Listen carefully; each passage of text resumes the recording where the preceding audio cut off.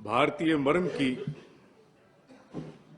विश्वास धाराओं का एक बड़ा महत्वपूर्ण प्रतीक है गंगा, गौ, गायत्री। धार्मिक पृष्ठभूमि से इसका श्रवण हम लोग तब से करते आ रहे हैं जब से हमारा जन्म हुआ। गंगा के विषय में, गौ के विषय में, गायत्री के विषय में कोई व्यक्ति अनभिज्ञ हो ऐसा मुझे प्रतीत नहीं होता है।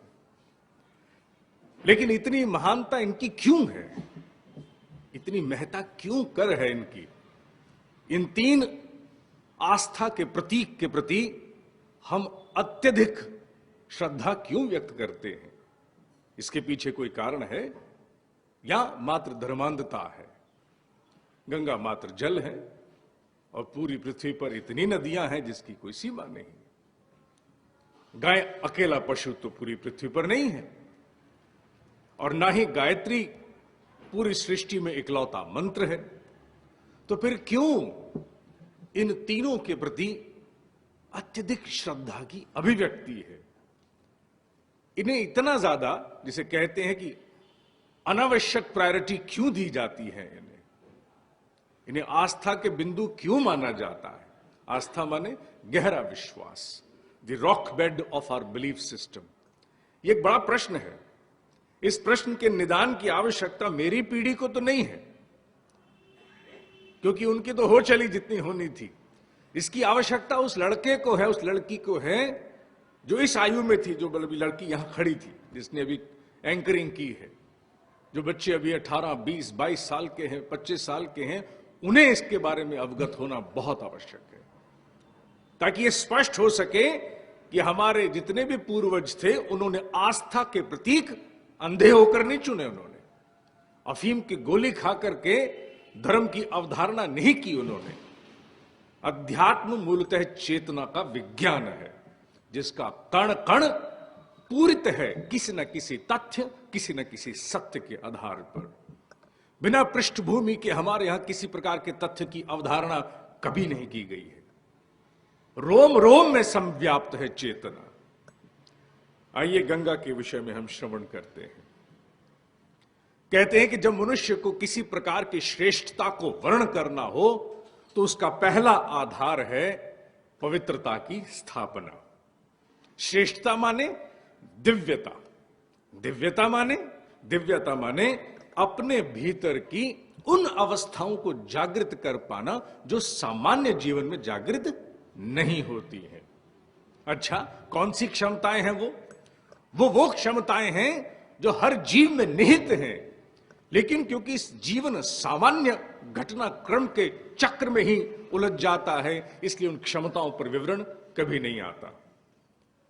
क्योंकि शोध कार्य चलता रहता है, मैं उल्लेख करना चाहूंगा एक वैज्ञानिक doctor William tiller. Doctor William tiller quantum physicist हैं। अब क्वांटम के विषय में यहां अनेकों बार चर्चा हुई है कि क्वांटम शब्द का प्रयोग करने का एक ही अभिप्राय है, जहां पहुंचकर वैज्ञानिक अब आगे कोई सूत्र नहीं पकड़ पा रहा, लेकिन घटनाएं घट रही हैं। अर्थात where mathematic ceases to accomplish any conclusion, लेकिन थिंग्स आर हैपनिंग, उन्हें कहा गया क्वांटम माने पॉसिबिलिटी, सब कुछ हो सकता है। और एक अलग धारा शुरू हो गई है क्वांटम साइंसेज, जिसमें क्वांटम फिजिक्स एक अलग धारा है, क्योंकि उन्होंने देखा है कि परमाणु के व्यवहार के पीछे कोई तर्क काम नहीं करता।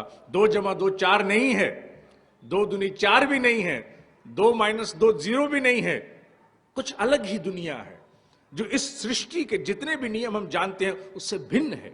वहां जन्म होता है क्वांटम साइंसेस का।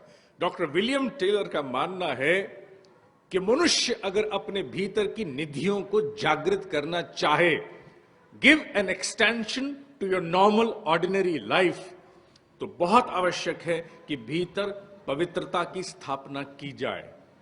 यह प्रयोग उनका लगभग 40 साल से चल रहा है। डॉक्टर विलियम टिलर जैसे क्वांटम फिजिसिस्ट की मदद से ये क्यों चर्चा हो रही है? पवित्रता, पावनता की स्थापना की चर्चा क्यों है? विलियम टिलर का उससे क्या लेना देना है? दरअसल हुआ यह है कि पाश्चात्य राष्ट्रों में जो गुप्तचर संस्थाएं हैं, जिनका काम है गुप्तचरी करना, एस्पाइनेज, स्पाइन। उन्होंने जब पाया कि हमारे यंत्र कहीं ना कहीं अक्षम हो रहे हैं, तो उनको सबसे बड़ा यंत्र एक ही दिखाई दिया, मनुष्य।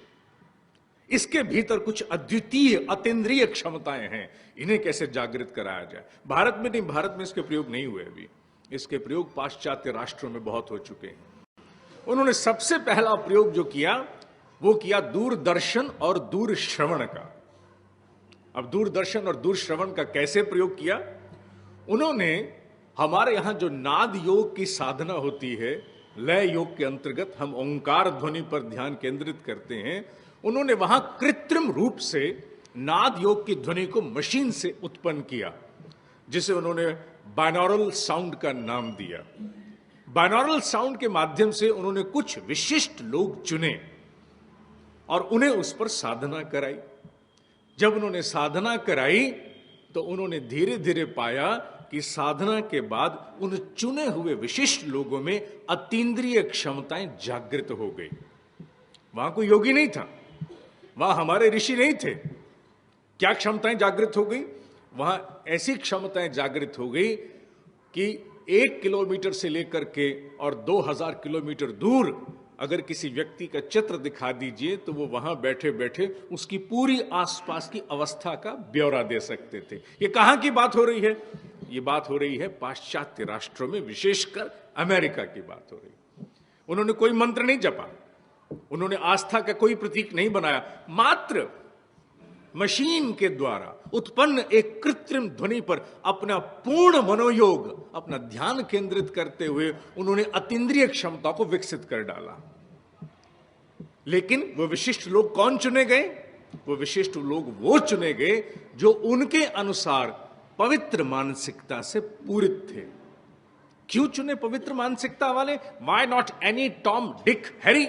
उसका कारण एक ही था, क्योंकि उनके शोध ने यह पाया कि जिस व्यक्ति की मनोभूमि पवित्र नहीं है, अपवित्रता से ग्रसी हुई है, वो व्यक्ति भीतर जाके केंद्रीभूत नहीं हो सकता।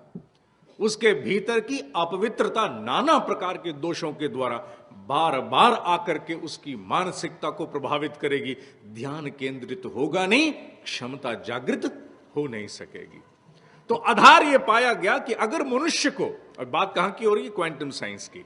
कहां की? पाश्चात्य राष्ट्रों की। क्या हो रही है? अगर मनुष्य को अपने भीतर की निधियों को जागृत करना, निधियां माने वो जो उनसे ऊपर हैं, जो हमारे व्यवसाय में हमारे सामान्यतः काम आती हैं, जो हमारे सामान्य लोकाचार में हमारे काम आती हैं, जो सामान्य अभिव्यक्ति में हमारे काम आती हैं।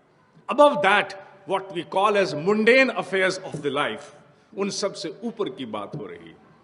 वो असीम शक्तियां जिनसे हम सब पूरित हैं। वी ऑल, अगर कहा जाए तो हम सब का मस्तिष्क, हम सब की काया एक पूरा पैकेज है, जिसका पूरा का पूरा पीडीआई करके ईश्वर भेजता है। प्री डिस्पैच इंस्पेक्शन ईश्वर के द्वारा हो जाता है, मोहर लगा दी जाती है, एंड देन डिलीवरी हैपेंस। लेकिन समस्या यह है कि हम सब लोग, जैसे विदेश में कार आती है, एक हम लोगों ने चुटकुला भी सुना हुआ है, उसमें विदेश से किसी ने गाड़ी मंगवाई और 2 लोगों ने गाड़ी इकट्ठी मंगवा करके वो एयरपोर्ट से डिलीवरी लेके चले। जब चले तो रास्ते में एक की गाड़ी खराब हो गई। चुटकुला बड़ा पुराना है। जब गाड़ी खराब हो गई तो उसने आगे जाकर के बोनट खोला। जैसे ही बोनट खोला उसने देखा उसमें इंजन नहीं है। उन्होंने कहा इतना तो धोखा हो गया हमारे साथ, चाबी भर करके गाड़ी भेज दी हमें, और चाबी खत्म हो गई, गाड़ी रुक गई। जो पीछे वाला था उसने कहा तुम चिंता मत करो, ये सब लोग मूर्ख हैं वहां बैठे हुए, एक गाड़ी में इंजन नहीं डाला और एक में 2-2 डाल दिए, मेरी डिक्की में इंजन है। जबकि उस कार के मॉडल में उसका इंजन उसकी डिक्की में ही था, अर्थात पीछे था। हम सबके साथ भी ऐसी अवस्था है, हमारे भीतर की बहुत सारी क्षमताओं का बोध हमें नहीं हो पाता है और हम उतना ही अपने आप को मान लेते हैं। अब विज्ञान उसकी पुष्टि कर रहा है, no you are not that much, you are beyond. अगर विज्ञान पुष्टि ना कर रहा होता तो हम शायद हो सकता है आंव गांव के सिद्ध के वशीभूत होते या ना मानते। लेकिन आज हमारा युवा बच्चा इस बात को नकार नहीं सकता है कि distance viewing is possible and that is science. उसके लिए किसी और की आवश्यकता नहीं। लेकिन उस विज्ञान के पहले सबसे बड़ा आधार क्या है? मानसिकता पवित्र होनी चाहिए। अगर मानसिकता पवित्र नहीं है तो मनुष्य कुछ का कुछ सोचता है, कुछ का कुछ देखता है, कुछ का कुछ करता जाता है। उसकी दूषित मानसिकता इतनी गर्द उड़ाती है, इतनी धुंध भीतर हो जाती है कि सत्य और तथ्य के दर्शन नहीं होते। यह बात अलग है कि हमने अतीन्द्रिय क्षमताओं की बात की, वहीं यह भी सत्य है कि मनुष्य की मानसिकता अगर पवित्र हो, अतीन्द्रिय क्षमताएं ना भी जागृत हो, कोई आवश्यकता नहीं, मैं बैंक में नौकरी करता हूं, मुझे दूर श्रवण और दूरदर्शन की जरूरत नहीं है, मुझे डिस्टेंस हीलिंग की पावर नहीं चाहिए, तो भी मनुष्य के जीवन में शांति, उत्साह और उमंग की अभिवृद्धि हो जाती है, जिसके लिए हम सब मृग तृष्णा की तरह भागे घूमते हैं। पवित्रता एंश्योर्स दैट, उस बात की पूर्ति करती है। तो फिर गंगा का इसमें क्या दायित्व हो गया? गंगा ऋषियों के द्वारा उनके आशीर्वाद का पवित्रता का ऐसा निरंतर प्रवाह है जिसके सानिध्य में जाने से पावनता आ जाती है। हम सब जानते हैं, भले ही हम साधक हैं या सामान्य हैं, कि गंगा मलिनता की सफाई करती है, गंदगी की सफाई करती है। यह भ्रांति अलग है हमारे भीतर कि हमने गंगा की सफाई करने की क्षमता को गलत रूप में समझा है। बहुत बड़ी भ्रांति है कि गंगा पाप का नाश करती है। This is absolutely false. Ganga पाप का नाश कभी नहीं करेगी, क्योंकि गंगा की उत्पत्ति शिव से है। वो शिव के साथ अशिव नहीं करेगी। अपने ही शिव के द्वारा स्थापित कर्म फल की पूरी धारा का उल्लंघन कैसे कर सकती है? यह बात झूठ है कि गंगा किसी के पाप का नाश करती है। गंगा पाप करने वाली वृत्ति को बदल सकती है, हां यह करती है। अगर गंगा के सानिध्य में हम पूर्ण जिज्ञासा भाव से, पूर्ण पिपासा के साथ उपस्थित होते हैं, तो पाप की वृत्ति, that means the recurrence of sin, वो रोका जा सकता है। लेकिन जो पाप हो चुके हैं, गंगा उन्हें धो सकती है? इम्पॉसिबल, गलत है। ये कैसे धो सकती है?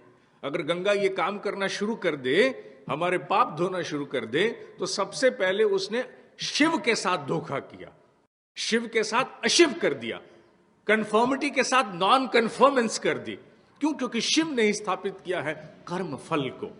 मनुष्य जैसा कर्म करेगा, उसके फल से बचने का कोई रास्ता नहीं है। भगवान के यहां पर दे दिला करके इंप्यूनिटी नहीं खरीदी जा सकती। अगर ये बात गहरे रूप से समझ में आ जाए तो बात बहुत बन सकती है। पता नहीं क्यों इस प्रकार की इंप्यूनिटी बहुत बार बेची गई, जमानतें बहुत बार बेची गई, इसीलिए धर्म में विकार भी आया। सृष्टि का अटल अकाट्य नियम है, हर कर्म की फलश्रुति उसके अनुरूप हो करके ही रहेगी। और अगर कोई आशीर्वाद से दूर भी करता है तो उसको अपने हिस्से की पूंजी देनी पड़ती है, और पूंजी के साथ भोग भी भोगना पड़ता है उसे। क्यों? क्योंकि ईश्वर के नियम को बदला नहीं जा सकता। गंगा पाप की वृत्ति बदल सकती है, पाप का नाश नहीं कर सकती। This is something which has to be deeply established. हमारे आज के बच्चे को यह समझना जरूरी है कि क्योंकि भीतर का जो एटीट्यूड है वो दोबारा से गलती ना करे। गंगा इतनी सक्षमता रखती है, इतनी उसमें शक्ति है, इतनी उसमें क्षमता है। अच्छा, सब गंगा में ही क्यों है? आपने कहा कि गंगा में इस बात की क्षमता है कि वो मनुष्य के पाप करने की वृत्ति को बदल सकती है। हां, बदल सकती है, लेकिन उसकी जो चाहता है उसकी नहीं। जो सौदा करने आया है, एक डुबकी, एक हफ्ते के पाप गए, लगाओ 100 डुबकियां, 100 वीक्स आर गॉन। साल में एक चक्कर लगाएंगे, पिछले साल के भी समाप्त। Impossible. God was not stupid, Bhagirath was not an idiot. ऐसा नहीं है, मात्र पाप की वृत्ति बदलती है। पर गंगा ही क्यों? इतनी सारी नदियां हैं पूरी धरती पर, गंगा के साथ बायस क्यों किया गया? गंगा के साथ ही क्यों इसको जोड़ करके रख दिया गया? और बाकी नदियों में पानी नहीं है क्या? उनमें अविरल प्रवाह नहीं है क्या? क्या उनमें पावनता नहीं है? नहीं, पावनता भी है, अविरल प्रवाह भी है। लेकिन एक बात और भी है, वो क्या? हजारों वर्षों से जो गंगा का पूरा रूट है, पाथ है, जिसमें अलखनंदा, भागीरथी, मंदाकिनी और अनेकों धाराएं हैं, उन सभी के किनारों पर बैठ करके असंख्य ऋषियों ने तप किया है, और उनके तप से वो जल का प्रवाह जागृत है। अच्छा, I don't believe this. I don't believe कि कोई तब बैठ करके नदी किनारे करेगा और पानी का प्रवाह जागृत हो जाएगा। This is all stupid. अच्छा, आप मत मानो। अब इसी सृजन में हम लोगों ने अनेकों बार उदाहरण दिया है। 3 साल पहले यह बात स्थापित हो चुकी है डॉक्टर मैसोरो इमोटो फ्रॉम जापान कि मनुष्य के द्वारा संप्रेषित भावनाओं का जल पर पूरा प्रभाव पड़ता है। यह पता लग चुका है कि मनुष्य जिस प्रकार की विशिष्ट भावनाओं का संप्रेषण जल पर करेगा, उसी के तदनुरूप जल की हाइड्रोजन बॉन्डिंग बदल जाएगी। करुणा है तो करुणा के अनुरूप वो अभिमंत्रित हो जाएगा, विभत्स है तो उसके अनुरूप, प्रेम है तो उसके अनुरूप, निदान का भाव है तो उसी के अनुरूप। इसीलिए हमारे यहां पानी बढ़ करके पिलाना अर्थात अभिमंत्रित करना। क्यों? क्योंकि पानी में क्षमता होती है to change its constitution in proportion to the emotion which has been transmitted to it. और यह बात सिद्ध हो चुकी है, माइक्रोस्कोप के नीचे सिद्ध हो चुकी है कि hydrogen bonding of the water molecules undergoes a total change. इस बात को कहने की आवश्यकता नहीं, मैसोरो इमोटो के माध्यम से पूरा विश्व जान चुका है, विज्ञान जगत इस बात से अवगत है। अगर ये एक ग्लास के पानी के साथ हो सकता है तो ऋषियों की वो विचारधारा जो घनीभूत है, सशक्त है, it holds lot of gravity. अगर वो तट पर बैठ करके तप करते हैं, करते चले आए हैं, आज भी कर रहे हैं, आज भी अपनी सूक्ष्म अथवा स्थूल अवस्थाओं में ऋषियों का तप गंगा के तट के दोनों ओर आज भी अनवरत रूप से चल रहा है, तो क्यों नहीं उसका पानी अभिमंत्रित होगा? This is pure science. यहां कोई अफीम की गोली नहीं खिलाई जा रही है। We are not talking about anything which is nonsense. This carries total sense. पानी के कॉन्स्टिट्यूशन में परिवर्तन होता है। जब होता है तो ऋषियों में हमसे कहीं अधिक क्षमता है। अगर मुझ जैसा सामान्य व्यक्ति हाथ में पानी का ग्लास पकड़ करके पानी की मूल संरचना को परिवर्तित कर सकता है, अभिमंत्रित कर सकता है, तो ऋषि ओहो असामान्य है। उनमें तो उतनी क्षमता है कि उन्होंने जिस स्थान पर तप किया उस स्थान के कण, वहां की भूमि हम मानते हैं जागृत हो जाती है। विज्ञान अभी अक्षम है उसे नापने के लिए, लेकिन इस तथ्य से हम कभी भी अपने आप को पीछे नहीं हटा सकते। वो भूमि जागृत हो जाती है, उस भूमि के माध्यम से निकलने वाला जल निश्चित रूप से प्रभावित होता है। And this is pure science. इसलिए गंगा को इस बात का विशेष अधिकार प्राप्त है कि जितने गंगा में पावनता है उतनी किसी और जल में नहीं है। हां, कहते हैं कि केमिकल प्रॉपर्टी गंगा की ऐसी है कि उसका जल जल्दी खराब नहीं होता। मैं उस पर नहीं जाऊंगा, मैं सिर्फ इतना कहूंगा कि अगर गंगा का जल खराब नहीं होता है तो यह बात मात्र एक, जिसे कहा जाए फिजिकल लेवल पर, इस बात की टेस्टिमनी है कि हां सूक्ष्म में उसमें इतना दम है, सूक्ष्म में इतना दम है कि स्थूल में भी उसकी क्षमता है कि उसमें दोष जल्दी नहीं आता। गंगा का सबसे बड़ा दायित्व यही है, सबसे बड़ी प्राथमिकता उसको यूं ही दी जाती है कि मनुष्य में पवित्रता की स्थापना के लिए अवस्था जल्दी नहीं बनती। गंगा के साथ जैसे ही अपने आप को हम जोड़ते हैं, उसका नाम लेते हैं, उसके सानिध्य में जाते हैं, the first and the foremost condition and property comes is purity, पवित्रता। पूरा ठोस खालिस सोना, पवित्रता का भाव और किसी के साथ जोड़ने से नहीं आता है। हनुमान जी से शक्ति आती है, दुर्गा से संग शक्ति की बात आती है, ये भी सब विज्ञान है। लेकिन जब पवित्रता की बात करनी हो, प्योरिटी की बात करनी हो, भीतर के बादल छटाने हो, भीतर की धुंध और गर्द को छटाना हो, भीतर जितना भी कार्बन है उसे हटाना हो, और नहीं तो जीवन में सामान्य निर्णय लेने की क्षमता में ही अगर परिमार्जन परिष्कार करना हो, the purity is foremost, most mandatory. मनुष्य के द्वारा निर्णय लिए जाने से ही सारी सृष्टि का संचालन होता है। अगर यहां फॉग होगी, धुंध होगी, तो गाड़ी नहीं चलेगी। फॉग लाइट कुछ दूर तक दिखा सकती है, उससे ज्यादा के दर्शन नहीं करा पाती है। फॉग के छटने के बाद ही सारी लीला दिखती है। और फॉग छटाने के लिए पवित्रता is the basic tool, is the basic chemical, is the basic condition, is the basic state. और पवित्रता का भाव हमारी भारतीय मान्यताओं में सबसे ज्यादा पूरित है गंगा के साथ। तो इसलिए कहते हैं ना, जब कभी भी किसी को कहना हो गंगा जल हाथ में लेकर के बोलो। What does it mean? It means कि गंगा जल हाथ में आते ही धुंध छट जाएगी, एक क्षण में छट जाएगी। अब झूठ नहीं निकलेगा, क्योंकि दोष का हरण हो गया। और अगर किसी ने गंगा जल हाथ में लेकर के भी कहा तो फिर क्या कहते हैं जी, गंगा जल हाथ में लेकर भी, दैट मीन्स कि प्योरिटी के साथ जाकर भी कमबख्त तू इम्प्योर रहा, पवित्रता के पारस के साथ छूकर भी तू लोहा बना रहा। इसलिए गंगा की हमारे यहां पर सबसे ज्यादा महत्व है। बार बार हम कहते हैं कि वातावरण के निर्माण के बिना मानसिकता का निर्माण नहीं हो पाता। छोटे बच्चों के स्कूल में सुंदर चित्र, सुंदर कुर्सियां, सुंदर झूले, ये उनकी मानसिकता का निर्माण करती हैं कि be at school, play, enjoy, learn. उसी तरह गंगा का नाम, स्मरण, सानिध्य इस बात की स्थापना करता है कि तेरी पवित्रता को मैं अंगीकार करूं, धारण करूं, वर्ण करूं, आत्मसात करूं। यह सबसे बड़ा संदेश है जिसे हमने समझने में चूक की। और जब हम अपने बच्चे को यह समझाते हैं कि गंगा से पाप का नाश होता है, वो कहता है कम ऑन पापा, दिस इज ऑल नॉनसेंस।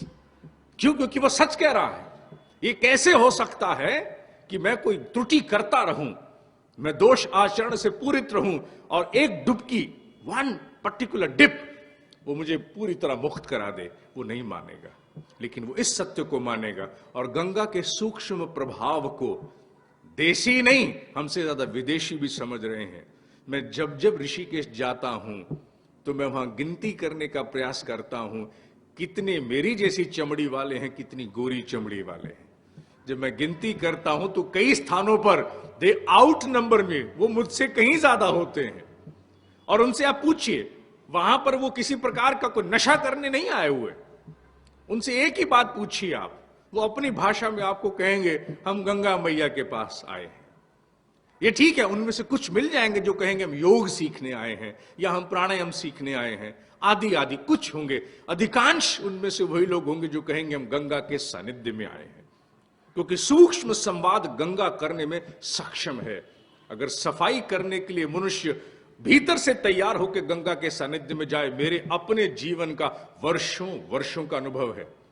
यह भी सत्य है कि मैं कैमरे पर यह भी स्वीकार करूं कि अगर गंगा के सानिध्य में आज तक मैं अगर 1000 बार गया हूं तो स्नान शायद एक बार भी नहीं किया होगा।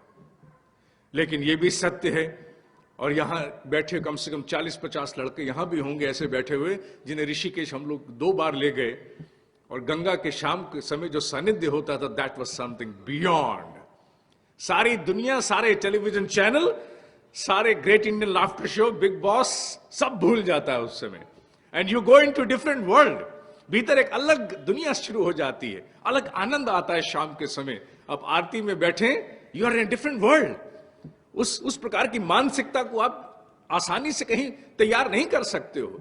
1 करोड़ बल्ब जलाकर के भी वो सौंदर्य भीतर नहीं विकसित हो सकता है। गंगा सक्षम है, वो बहुत सक्षम है। इसीलिए हमारे यहां पर भारतीय विश्वास का सबसे बड़ा प्रतीक जिससे पवित्रता की स्थापना भीतर की जा सके, वो गंगा है। And it stand and it beholds its principal. दूसरे नंबर पर स्थान आता है हमारे यहां गऊ, क्योंकि गऊ के साथ भी बहुत तथ्य नहीं समझा गया।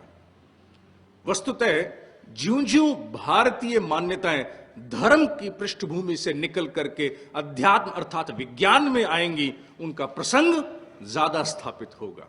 क्योंकि धर्म के अंतर्गत हम लोगों ने पीछे के मर्म भुला दिए।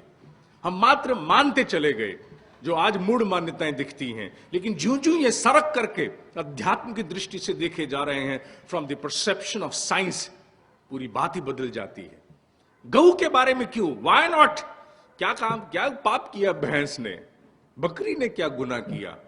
इतने सारे पशु हैं, दुधारी पशु तो बहुत हैं। गाय के साथ क्यों? क्योंकि गाय सबसे बड़ा काम करती है। वो क्या? हम जानते हैं कि हमारे यहां अन्न जो है उसके 3 भाग होते हैं। 3 भाग कौन से? स्वाद, सार और संस्कार।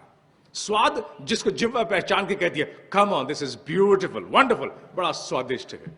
दूसरा सार, अरे इसकी तासीर गर्म है, ठंडी है, सर्दियों में मत खाओ, तबीयत खराब हो जाएगी। और संस्कार जिससे हमारा ये बनता है मस्तिष्क बनता है, मन बनता है, निर्णय लेने वाली कुर्सी बनती है, the seat of decision making, उसे संस्कार कहा गया है, जिससे हमारे व्यवहार निर्मित होते हैं। हर अन्न में 3 गुण हैं, स्वाद, सार और संस्कार। गाय के दूध में कम से कम जो 2 हैं उसका कोई सानी नहीं है, उसके दूध के सार जितना प्रभाव किसी में नहीं है।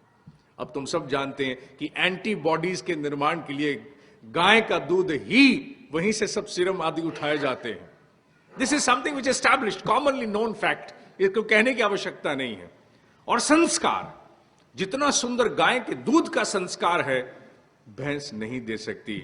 और मैं उन अभागों में से बहुत बड़ा अभागा हूं, बड़े शहर में रहता हूं, बड़ी बिल्डिंग में रहता हूं, भैंस का दूध पीता हूं।